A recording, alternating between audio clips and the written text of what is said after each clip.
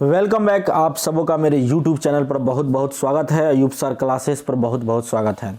आज जो हम लोग करने वाले हैं वो होगा संस्कृत सेक्शन का।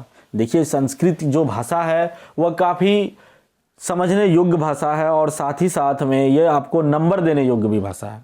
अगर आप संस्कृत को सिर्फ पढ़ कर समझ जाते हैं तो आप निश्चित रूप से हिंदी का जो पेडागोजी पढ़े होंगे वही आपको यहाँ भी मिलेगा। यहाँ कोई अंतर जो कहिएगा आपको मिलेगा ज़्यादा कुछ नहीं मिलेगा, बस भाषा का अंतर मिलेगा। इसीलिए संस्कृत के क्वेश्चंस कैसे पूछा जा रहा है ये भी ऑनलाइन पेपर हम लेके आए हैं आपके लिए, और ऑनलाइन पेपर में जो पूछा गया था संस्कृत का सवाल उसी का सवाल आज हम लोग करेंगे। तो बिना कोई टाइम गवाए हुए हम सवाल शुरू करते हैं संस्कृत का पेडागोजी से, क्योंकि संस्कृत का जो पेडागोजी होता है ना वो आपसे पूछा जाता है यहाँ पर 15 मार्क्स का, और 15 मार्क्स का पेडागोजी में आप अच्छे से 15 में कम से कम तो 13 या 12 तो ला ही सकते हैं। तो इसीलिए पेडागोजी को पहले बनाइएगा संस्कृत में। अगर आपको पैसेज बनाना अच्छा से आता है, पढ़ना अच्छा आता है तो पैसेज भी बना सकते हैं, अन्यथा पेडागोजी सेक्शंस को पहले आप कंप्लीट कर सकते हैं संस्कृत के सेक्शन में। तो देखिए, ये है अधोलिखित प्रश्नानाम प्रदत्त विकल्पेभ्य उचितम उत्तरम चुनुत।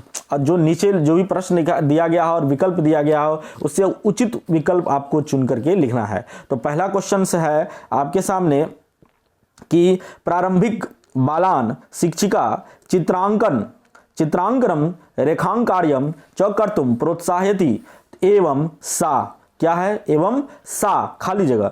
तो आज जो हम ज़्यादा संस्कृत ही बोलेंगे क्योंकि संस्कृत का पेपर है, तो आप संस्कृत सुनिएगा तभी आप संस्कृत बोल भी पाइएगा, तो इसीलिए ये संस्कृत बोलेंगे हम। तो देखिए, पहला है कि सामान्यतया छात्रान कार्य व्यस्तान करोति, या बी ऑप्शन होगा कक्षायाम निर्वताम स्थापयितुम विद्यार्थिनः कार्य व्यवस्थान करोति, है ना।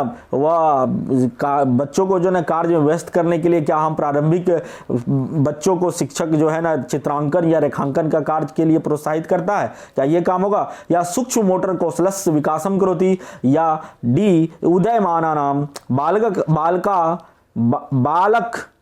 बाल कलाकारानाम कृते अवसरम ददाति। तो क्या यह बालक को कलाकारानाम कृत के अवसर देने के लिए ऐसा कर रही है? तो आपको पता होनी चाहिए कि प्रारंभिक कक्षा में, है ना, प्रारंभिक स्तर पर जो बालक को शिक्षक अगर चित्रांकन या रेखांकन कार्य करने के लिए प्रोत्साहन करती है तो उसमें उसका मूल जो उद्देश्य होता है वह उद्देश्य होता है सूक्ष्म मोटर कौशलस्य विकासम करोति। सूक्ष्म मोटर कौशलस्य विकासम करोति। तो ये होगा आपका कि चित्रांकनेन रेखांकार्यं सा शिक्षिका तथा विदेशु छात्रेषु चित्र कौशलस्य विकासम करोति। तो यही हो गया आपका क्या?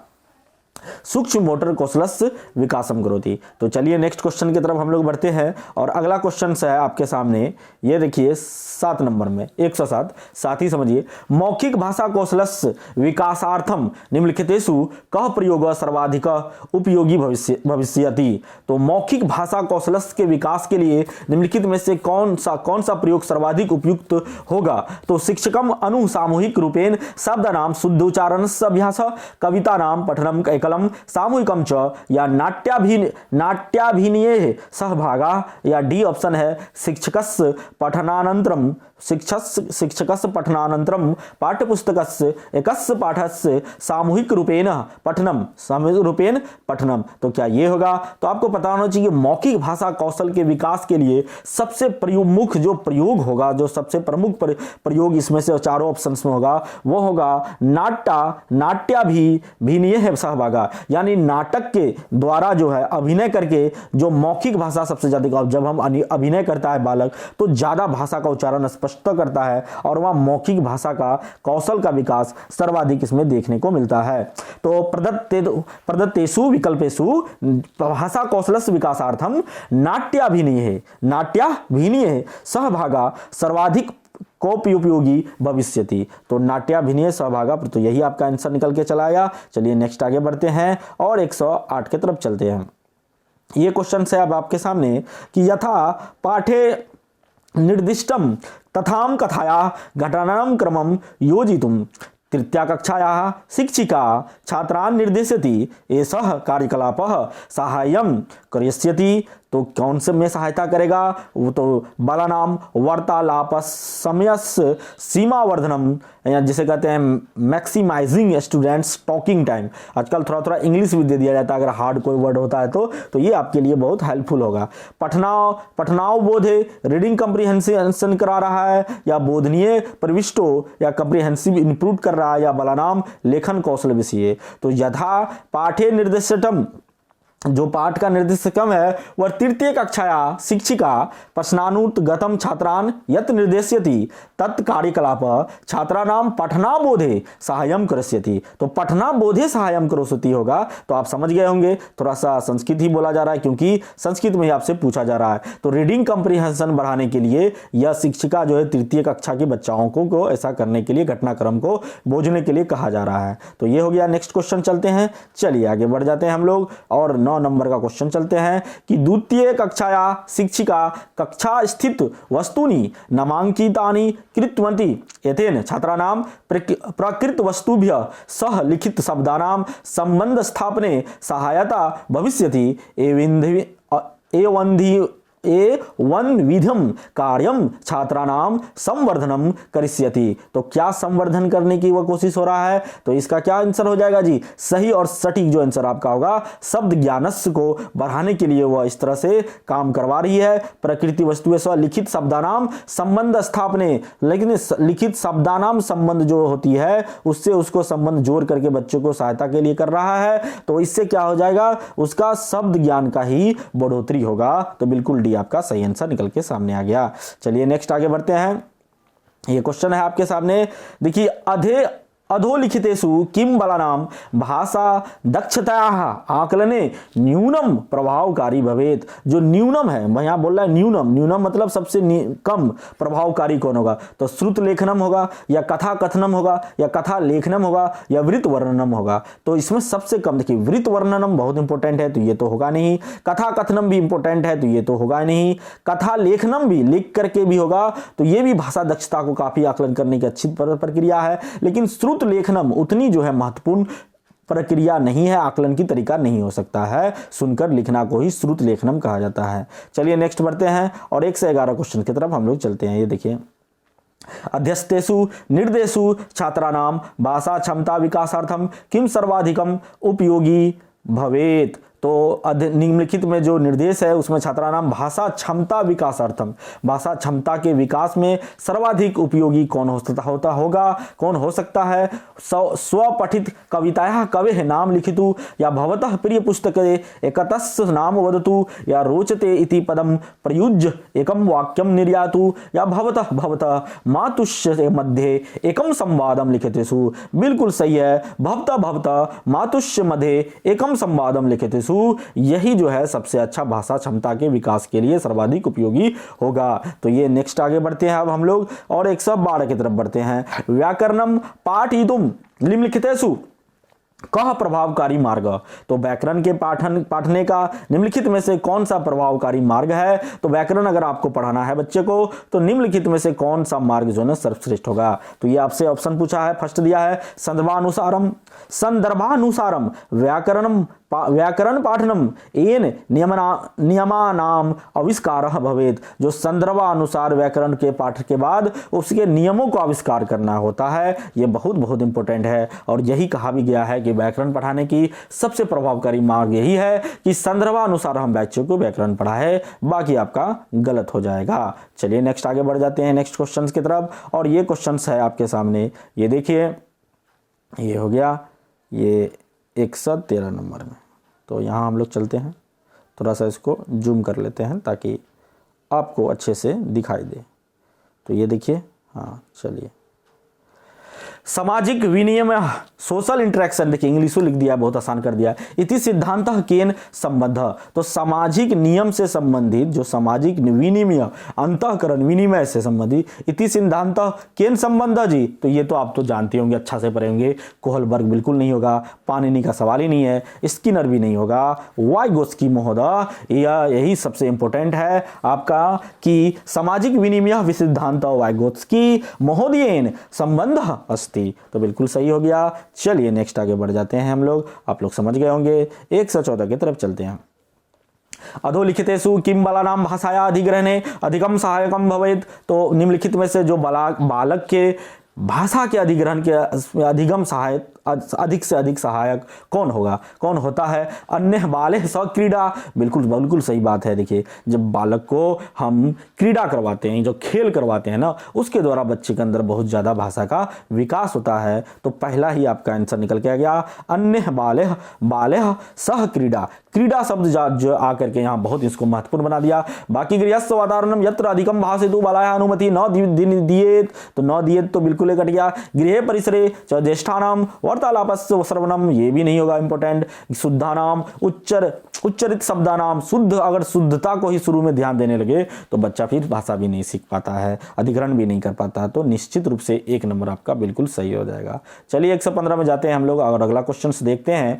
बालः सहजतया भाषायाः अधिग्रहणम कुर्वन्ति यदि बालः, खाली जगह। तो अगर बाला जो है सहजतया सहज रूप से भाषा को अधिग्रहण करता है तो यह जो होगा, यह बाला जो होगा तस्या भाषाया व्याकरणिक संरचना भी स्वपरिचय भवन्ति होगा, या कस्मिन् काले एकया एव भाषाया परिचिता भवन्ति होगा, या अनेका भी भाषा भी परिचिता भवन्ति यसाम उपस्थित तेसाम अव्यहिते वातावरणे अस्ति। तो ये तो बहुत ज़्यादा इंपॉर्टेंट लग रहा है कि अनेक रूप से जब हम अनेकाभी भाषा भी परिचिता, अनेक रूप में भाषाओं के परिचय करवाते हैं, भवंती यसाम उपस्थित तेसाम अव्यहित वातावरणे अस्ति, वातावरण का भी उपस्थिति में हम जब करते हैं तो सहज रूप से बच्चा क्या करता है जी, भाषा को अधिग्रहण करता है। ये आप चोम्स्की के सिद्धांत में पढ़े होंगे, हम आपको अच्छे से पढ़ाए हैं। चलिए नेक्स्ट आगे बढ़ते हैं और अगला क्वेश्चंस को देखते हैं। ये रहा आपका क्वेश्चन, एकस्य पाठस्य पठन विषये अधोलिखितेषु किम सर्वाधिकम महत्वपूर्णम। तो एकस्य पाठस्य पठन विषय के रूप में, एक पाठ को पठन विषय के रूप में निम्नलिखित में से कौन सा सर्वाधिक महत्वपूर्ण होगा? शुद्धोच्चारण सहितम पाठस्य ऊचे पठनम, या बी में पाठस्य प्रत्येकम शब्दस्य पठनम, या सी में विराम चिन्हानाम उपरि ध्वानम, या डी में लिखित पाठस्य अर्थ प्राप्ति। तो लिखित पाठ के रूप में अर्थ प्राप्ति। तो आपको कौन होगा जी, सबसे पठन विषय के रूप में कौन अधिक महत्वपूर्ण होता है? तो आपको पता होना चाहिए कि आप जो है शब्दस्य पाठस्य सब प्रत्येकम शब्दस्य होगा, या फिर लिखित पाठस्य अर्थ प्राप्ति होगा। तो ये जो है ना, अर्थ वाली जब बात हो जाती है तो वह सबसे ज्यादा इंपॉर्टेंट हो जाता है कि जो है अर्थ का ग्रहण करके जब हम किसी चीज को पढ़ते हैं वही हमारे पढ़ने की सबसे ज्यादा इंपॉर्टेंट होती है। लिखना, पढ़ना खास करके, उसमें अगर अर्थाप्ति करते हैं, अर्थ को प्राप्त कर लेते हैं, तब वह लेखन क्रिया या पठन की क्रिया जो में सर्वाधिक महत्वपूर्ण होती है।